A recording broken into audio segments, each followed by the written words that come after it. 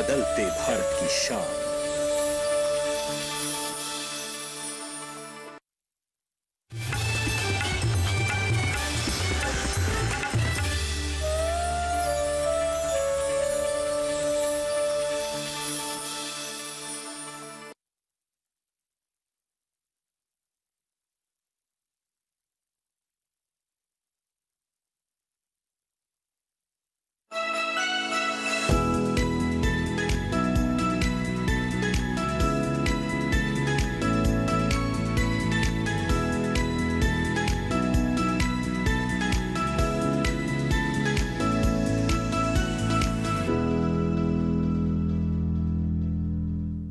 नमस्कार, आप देख रहे हैं दूरदर्शन किसान। स्वागत है आप सभी का आपके अपने कार्यक्रम कृषि दर्शन में।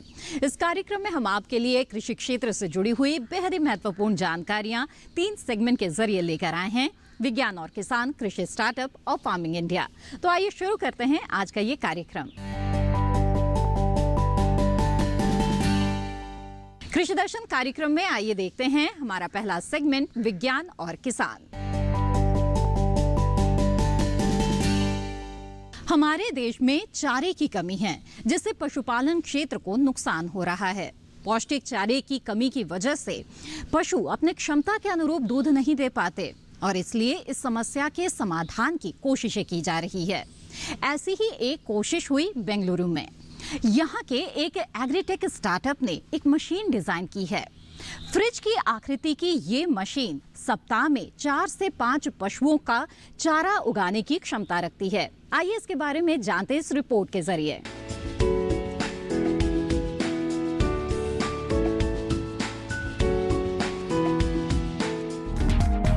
प्रति किसान जोत की भूमि लगातार कम होती जा रही है। भारत में चूंकि जनसंख्या घनत्व ज्यादा है, इसीलिए कम जमीन की समस्या यहाँ अधिक है। इतनी कम जमीन पर पशुओं के लिए पर्याप्त पौष्टिक चारा उगाना चुनौती बन गई है। बल्कि सच तो ये है कि देश में पशु चारे का संकट उत्पन्न हो गया है। ऐसे में नई तकनीक के जरिए कम जगह में ज्यादा उपज के उपाय किए जा रहे हैं। दूसरी ओर बार बार आ रही सूखे की समस्या भी चारा संकट उत्पन्न कर रही है। फ्रिज की आकृति वाली ये मशीन छोटे से स्थान पर अधिक उपज का बेहतरीन उदाहरण है। इसे खास तौर से पशुओं के लिए पौष्टिक चारा उगाने के लिए ही बनाया गया है। मशीन को रखने के लिए महज 4 फीट लंबी और 3 फीट चौड़ी जगह चाहिए। मशीन की ऊंचाई भी सिर्फ 7 फीट है। इसे बेंगलुरु के एक एग्रीटेक स्टार्टअप ने बनाया है और इसका नाम कंबाला रखा है। कंबाला कर्नाटक में हर साल आयोजित होने वाली भैंसा दौड़ प्रतियोगिता है। उसी के नाम पर इस मशीन का नाम रखा गया है। कंबाला के अंदर 7 रैक बनाई गई हैं और इन्हीं में चारा उगाया जाता है। हर रैक में 4 ट्रे लगी हैं और हर ट्रे में उच्च प्रोटीन वाले मक्का के 700 ग्राम बीज हर हफ्ते बोए जा सकते हैं। किसान चाहे तो मक्का का चारा काटने के बाद गेहूं या जौ के बीज भी बो सकते हैं। चारा हाइड्रोपोनिक तकनीक से उगाया गया है। हाइड्रोपोनिक तकनीक में मिट्टी की जगह पानी में फसल उगाई जाती है। बुआई के कुछ ही दिनों में आप देखेंगे कि रैक में ताजा और हरा चारा उगाया है, जो दुधारू पशुओं के लिए बेहद पौष्टिक है। इस छोटी सी मशीन से एक हफ्ते तक हर रोज 25 से 30 किलो चारा लिया जा सकता है। चारे की ये मात्रा 4-5 गायों का पेट भरने के लिए काफी है। कंबाला के अंदर 14 माइक्रो स्प्रिंकलर लगे हैं, जो जरूरत पड़ने पर पौधों को पानी उपलब्ध करा देते हैं। कमाल की बात तो ये है कि ये मशीन 3 दिन में सिर्फ 50 लीटर पानी खर्च करती है, जबकि खुले खेत में 1 किलो चारा उगाने के लिए ही 70 से 100 लीटर तक पानी चाहिए। मशीन को बाहर से काले रंग के एक जाल से कवर किया गया है। ये जाल वेंटिलेशन के लिए है, जो दिन के समय अंदर का तापमान बढ़ने नहीं देता। राजस्थान जैसी गर्म जगहों पर ये जाल काफी मददगार है। बिजली से चलने वाली इस मशीन को आप सिर्फ 30,000 रुपए देकर खरीद सकते हैं। बिजली का खर्च बहुत ज्यादा नहीं है, साल भर में 70 रुपए से भी कम। वैसे सौर ऊर्जा से चलने वाली कंबाला भी उपलब्ध है, लेकिन उसकी कीमत थोड़ी ज्यादा यानी 45,000 रुपए है। आंध्र प्रदेश के अनंतपुर जिले में सौर ऊर्जा से चलने वाली 41 मशीनें लगाई गई हैं। राजस्थान, गुजरात और कर्नाटक में भी बहुत सी मशीनें हैं। पिछले साल वजूद में आने वाली इस मशीन की देश भर में अब तक 130 यूनिट लग चुकी हैं। कम्बाला श्री वसंत कामत और जीवन एम के दिमाग की उपज है। इसे तैयार करने से पहले इन दोनों ने बंगलुरु स्थित राष्ट्रीय पशु पोषण एवं शरीर क्रिया विज्ञान संस्थान में पशुओं और चारे के विकास पर प्रशिक्षण लिया। यहीं उन्हें हाइड्रोपोनिक ग्रीन स्प्राउट्स उत्पादन इकाई के किफायती मॉडल की प्रेरणा मिली। वैज्ञानिकों ने ही उन्हें बताया कि एक ट्रे में कितने बीज डालने हैं, पानी का शेड्यूल क्या होगा और मोल्ड उपद्रव को कम करने के लिए क्या मानकीकरण होना चाहिए। कम्बाला इस्तेमाल करने वाले कई किसानों ने मशीन की तारीफ की है और बताया है कि इससे उगा चारा खाने के बाद न सिर्फ दूध की मात्रा बढ़ी है बल्कि उसकी गुणवत्ता में भी सुधार आया है। और अब कृषि दर्शन कार्यक्रम में बारी है कृषि कैलेंडर की, जिसमें हम आपके लिए लेकर आते हैं जानकारी वर्तमान समय में किए जाने वाले कृषि कार्यों की। तो आइए देखते हैं आज का कृषि कैलेंडर। दिसंबर माह में वातावरण का तापमान काफी कम हो जाता है। सभी प्रकार की फसलों को पाले के कुप्रभाव से बचाना चाहिए। आलू, सरसों, मटर, चना और मसूर आदि फसलों पर पाले का कुप्रभाव अधिक होता है। इसी के साथ कार्यक्रम कृषि दर्शन में वक्त हो गया है एक छोटे से ब्रेक का। हम जल्द हाजिर होंगे। आप बने रहें दूरदर्शन किसान पर।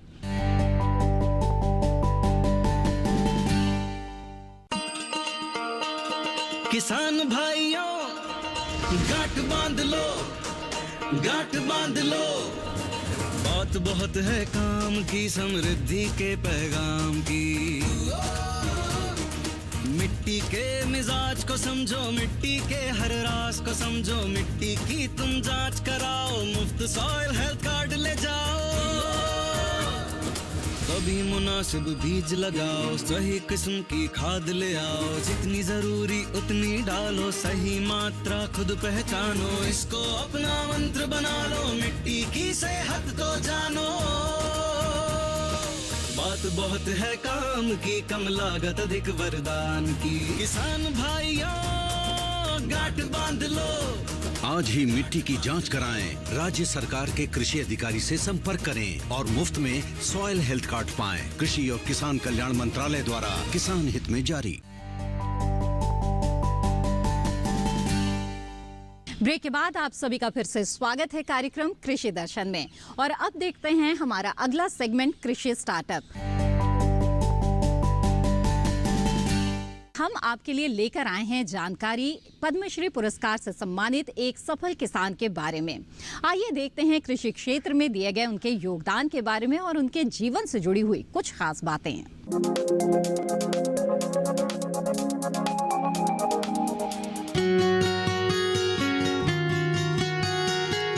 बीज माता के नाम से मशहूर महाराष्ट्र की राहीबाई सोमा पोपेरे को देसी बीजों के संरक्षण के लिए पद्मश्री मिल रहा है। जिला कुंभालने के अंबेडकर नगर की रहने वाली राहीबाई ने अपने कच्चे घर में बीज बैंक बना रखा है। उनके पास दाल, मोटे अनाज और तिलहन के पुराने देसी बीजों के भंडार हैं। वो संस्थाओं की मदद से इसे किसानों को देती है। कुंभालने जिले की गिनती महाराष्ट्र के अति पिछड़े जिलों में होती है। राहीबाई यहाँ के किसानों को बिना किसी रसायन के प्रयोग की खेती सिखाती हैं और उन्हें पुराने बीजों से होने वाले फायदों के बारे में बताती हैं। उनका मानना है कि देसी बीजों से ही किसानों का भला हो सकता है, क्योंकि इसके लिए बस हवा और पानी की जरूरत होती है। वो अभी 35,000 किसानों के साथ काम करती हैं और इनके सहेजे गए बीजों में 32 फसलों की खेती हो रही है। समाचार एजेंसी पीटीआई से बातचीत में उन्होंने बताया कि 20 साल पहले जब उन्होंने पुराने बीजों को सहेजना शुरू किया था, तब उनके घर वाले उनके ऊपर हंस रहे थे, लेकिन उन्होंने घर में मना कर दिया था कि बाजारों में मिलने वाले हाइब्रिड बीज से वो खेती नहीं करेंगे और न ही उस फसल को खाएंगे। वो आगे कहती हैं कि 12 साल की उम्र में उनकी शादी हो गई थी। वो कभी स्कूल नहीं गई, लेकिन खेती के नए तरीके सीखना चाहती थी। शुरू में सब्जियों की खेती पुराने बीजों से शुरू की। तब लोग कहते थे कि इससे कुछ पैदा नहीं होगा। पिछले साल बीबीसी ने राहीबाई को दुनिया भर में प्रेरणादायक और प्रभावशाली 100 महिलाओं की सूची में स्थान दिया था। राहीबाई पीटीआई से कहती हैं कि विश्वास करिए, हम जो इतना बीमार हो रहे हैं उसके लिए हमारा जहर युक्त खाना ही जिम्मेदार है। हम इतना उगा सकते हैं जिससे हमारा काम चल जाएगा। इसीलिए हमें खेती की पुरानी पद्धति और देसी बीजों की ओर लौटना होगा। उनके यहाँ जो लोग ट्रेनिंग के लिए आते हैं उन्हें भी वो यही सिखाती हैं।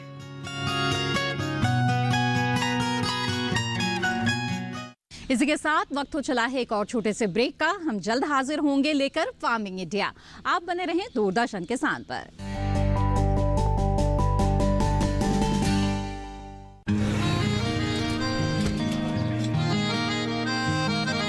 क्या बात है भाई, आजकल तो काफी खुश नजर आ रहे हो। क्यों ना हो, अब मैं ऑर्गेनिक खेती जो कर रहा हूँ ये पूरा प्राकृतिक है, ऑर्गेनिक है। इसमें हमारे खेत, हमारी फसल और हमारी जेब सब फायदे में होते हैं और इसमें लागत भी कम है। जी हाँ, आप भी ऑर्गेनिक खाद का प्रयोग करें, अपनी फसल और मिट्टी को तंदुरुस्त बनाएं और आपकी आमदनी में इजाफा करें। अधिक जानकारी के लिए किसान call centre toll free number 1800-180-1551 पर कॉल करें और लॉग ऑन करें kisan.gov.in और farmer.gov.in। कृषि और किसान कल्याण मंत्रालय द्वारा किसान हित में जारी।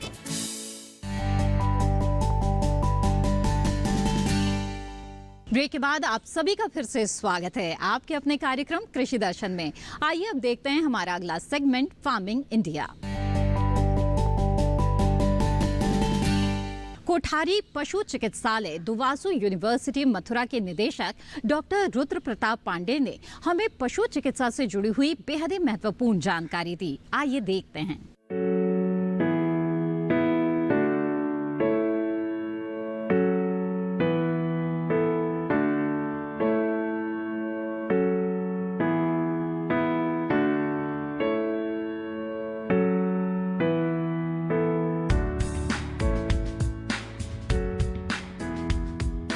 इस वक्त हम मौजूद हैं वेटनरी यूनिवर्सिटी मथुरा के अंदर। हमारे बीच में विशेषज्ञ मौजूद हैं डॉक्टर आरपी पांडे जी।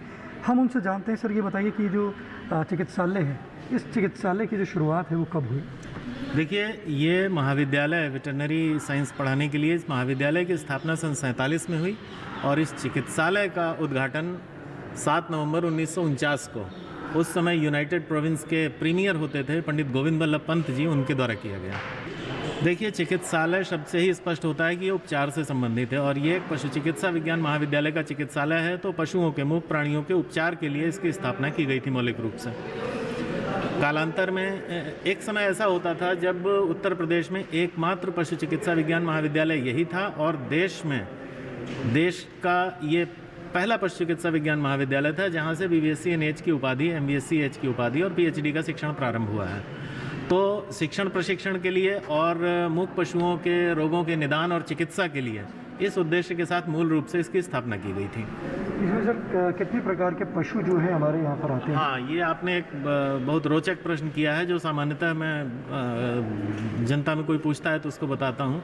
मनुष्य के अतिरिक्त लगभग सभी प्राणी, मानवेतर सभी, सामान्य रूप से हमारे पास चिकित्सालय में आने वाले गोवंशी प्राणी होते हैं। गायें, भैंसें, बकरी, भेड़, घोड़े, गधे, खच्चर। आजकल न्यूक्लियर फैमिलीज़ होने लगी हैं तो डॉग्स को पालना बहुत पॉपुलर होता जा रहा है। तो हमारे पास डॉग्स आते हैं जो डोमेस्टिक डॉग्स भी होते हैं और फोर्सेस के पास जो हाई सिक्योरिटी ट्रैकिंग, स्निफिंग के लिए डॉग रखे जाते हैं वो भी उपचार के लिए आते हैं। इसके अतिरिक्त हमारे पास बिल्ली, तोता, मोर, वन्य पशु। हमारे बंधु हैं और वो अगर किसी का उपचार कराना चाहते हैं तो उसका किस माध्यम से वो आ सकते हैं? आने के लिए किसी माध्यम की आवश्यकता नहीं है। विश्वविद्यालय चिकित्सालय आकस्मिक उपचार के लिए सेवाएं अनवरत उपलब्ध होती हैं। चिकित्सक उपलब्ध नहीं होते हैं लेकिन ऑन कॉल आवश्यकता पड़ने पर वो आ जाते हैं। स्टाफ यहाँ पर उपलब्ध रहता है। तो उनको आने के लिए सामान्यतः 9 बजे सुबह से और शाम के 4 बजे तक चिकित्सालय अनवरत रूप से खुला रहता है। तो जब भी कोई आना चाहता है तो किस प्रकार से वो आ सकते हैं यहाँ पर? मतलब प्रोसीजर क्या रहता है? जैसे रजिस्ट्रेशन है वो किस प्रकार इस तरह की ऐसा औपचारिक प्रोसीजर नहीं है माध्यम लेने का। किसी भी चिकित्सालय में जाते हैं तो उसका पंजीकरण होता है केस का। चिकित्सालय द्वार से घुसते ही आप लोगों ने भी देखा होगा कि चिकित्सालय द्वार से घुसते ही एक रजिस्ट्रेशन काउंटर है, रिसेप्शन रजिस्ट्रेशन, जहाँ पर पशुपालक आते हैं, अपना नाम, अपने पशु का नाम, उसकी उम्र, कुछ बेसिक जानकारी प्रदान करते हैं जिसके आधार पर उनका कार्ड बन जाता है। उसके बाद चिकित्सालय में जो सेवाएं प्रदान की जाती हैं वो सर्जरी, मेडिसिन, गायनिकोलॉजी, 3 विभागों के विशेषज्ञ यहाँ उपलब्ध रहते हैं। साथ ही चिकित्सालय की अपनी एक निदान प्रयोगशाला है निदान प्रयोगशाला भी संभवतः आप लोग देख ही चुके हैं। इसके बाद संबंधित सेक्शन में वो जाता है, आवश्यकता पड़ने पर निदान परीक्षण या डायग्नोस्टिक इमेजिंग में एक्सरे, अल्ट्रासाउंड जो उसका होना होता है उस सेक्शन में जाता है, वो कार्य संपादित होता है। उपचार के लिए यदि खाली औषधीय उपचार उसका किया जाना है, मेडिकल मैनेजमेंट होना है तो उसके सुझाव उसे दिया जाता है, और यदि कोई प्रोसीजर होना है, कोई सर्जरी होनी है तो उसके लिए शेड्यूल किया जाता है। आइए अब बात करते हैं नए कृषि कानून की और जानते हैं इनके फायदों के बारे में। आइए देखते हैं एक खास रिपोर्ट।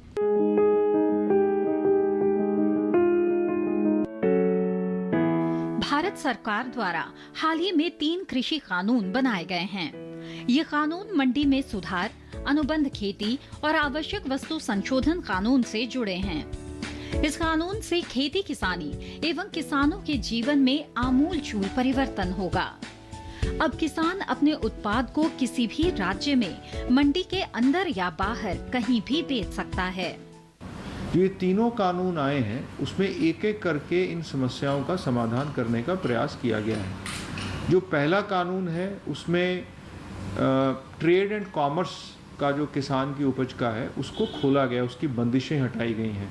किसान अब नए कानून को आने के बाद मंडी में भी अपनी उपज बेच सकता है अगर मंडी में उसको अच्छा मूल्य मिले, पर मंडी के बाहर भी किसी वेयर हाउस से, किसी प्रोसेसर की फैक्ट्री के ऊपर, किसी अन्य राज्य के व्यापारी को जो बहुत अच्छा मूल्य दे रहा हो, या ई ट्रेडिंग प्लेटफॉर्म पे, इन सभी वैकल्पिक संस्थाओं में, वैकल्पिक व्यवस्थाओं में भी अपनी उपज को बेच पाएगा। जिसका अर्थ है कि जो पहले उसको सुविधा उपलब्ध थी, मंडी की सुविधा, एमएसपी पर बेचने की सुविधा, वो तो है ही, उसके अलावा अन्य विकल्प खुलने से अगर उसको अच्छा मूल्य किसी अन्य विकल्प से मिलता है तो वो मूल्य को ले पाएगा और ज़्यादा से ज़्यादा कीमत में अपनी उपज को बेच पाएगा। तो किसान साथियों, आगे बढ़ते हैं और जानते हैं एग्रीकल्चर इंफ्रास्ट्रक्चर फंड के बारे में।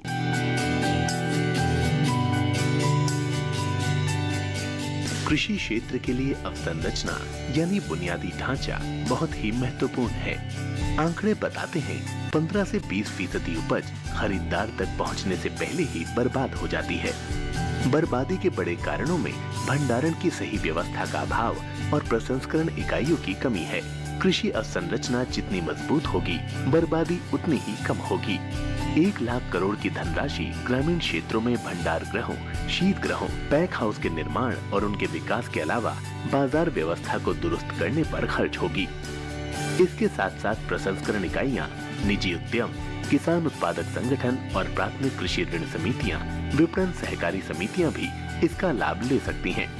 साथ ही संयुक्त देयता समूह, बहुउद्देशीय सहकारी समितियां, कृषि उद्यमी, स्टार्टअप और संग्रहित अवसंरचना प्रदाता भी इसके हकदार होंगे। केंद्रीय एजेंसियां, राज्य एजेंसियां या स्थानीय निकायों की ओर से प्रायोजित सार्वजनिक निजी भागीदारी परियोजनाएं भी इस योजना का हिस्सा बन सकती हैं। कृषि अवसंरचना कोष असल में मध्यम या लंबी अवधि के ऋण की सुविधा प्रदान करता है।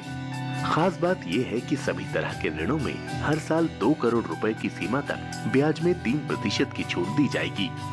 ये छूट अधिकतम 7 साल के लिए होगी।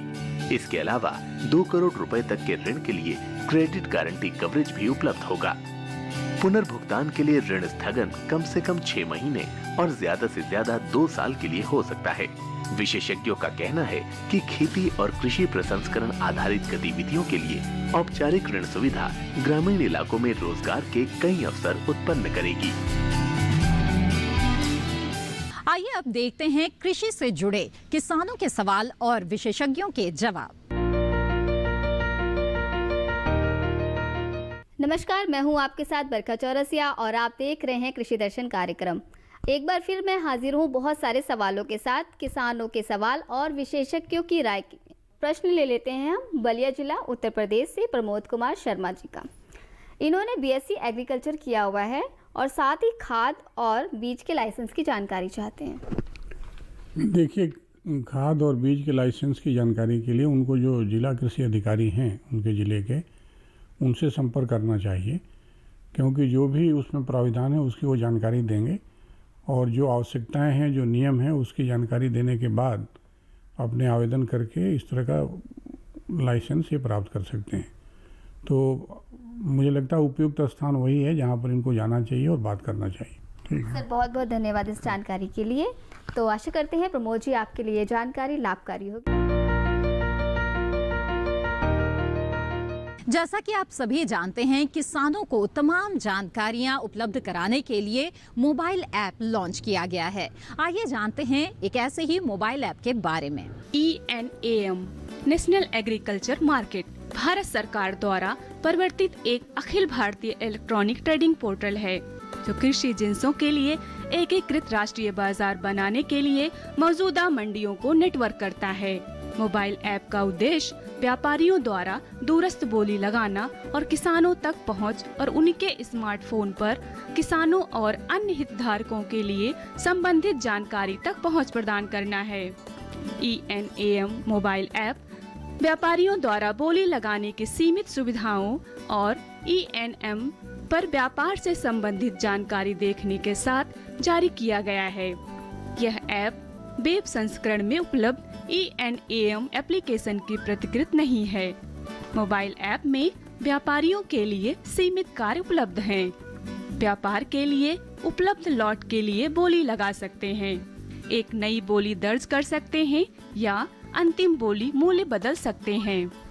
आगे बढ़ते हैं और अब जान लेते हैं देश के विभिन्न मंडियों के भाव।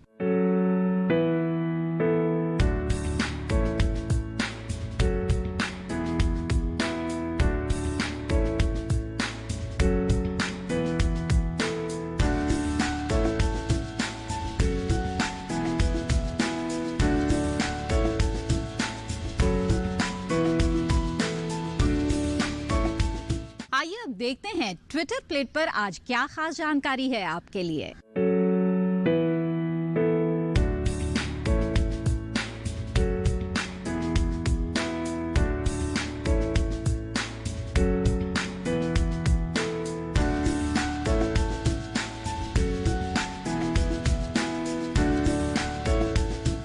किसान साथियों, आपके अपने कार्यक्रम कृषि दर्शन में आज बस इतना ही। हमें उम्मीद है कि आज के कार्यक्रम में जो जानकारियां दी गई है वो आपके लिए लाभकारी साबित होगी।